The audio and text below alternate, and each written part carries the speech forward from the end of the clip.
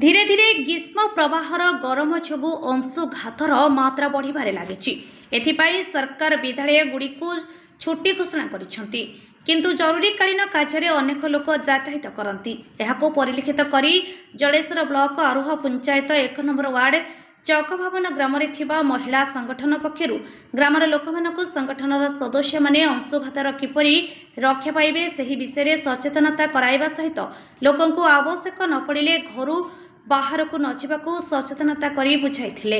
एही कार्यक्रम में सरपंच तपनी भूया, पंचायत सदस्य मधुमिता महांती, एमबीके ज्योत्स्नाराणी महापात्र, सीआरपी मिताराणी सेन, गीतांजलि पति, वीणापाणी दास, ममताराणी जेना, जयंती महापात्र, पद्मावती दास, झुनीमणि बेहेरा, अंगनवाड़ी कर्मी तपस्विनी पाणिग्राही, आशाकर्मी रीतांजलि गिरी और संध्याराणी चंद्र प्रमुख उपस्थित रही सहयोग करथिले। नमस्कार, रश्मिता सेन, चकबाबू।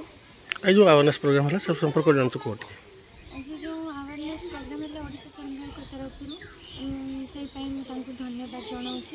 आम आज शिखा को बहुत जिनस पाइलु। गरम रू केमती रक्षा पाइबा, निजक केमती सुरक्षित करवा मैंने निहाती दरकार है घर बाहर आदि भी बाहर ताले हेलमेट, सनग्लासेस, छता, हाथ में पानी बोतल, खुदा कपड़ा निहाती नहीं जावा। पानी पीवा, सफिसीयंट पानी पीवा, 12 ରୁ 13 ग्लास निहाती पानी पीवा। मोस्ट इम्पोर्टेंट जे कि पानी सेविंग करबा निहाती दरकार।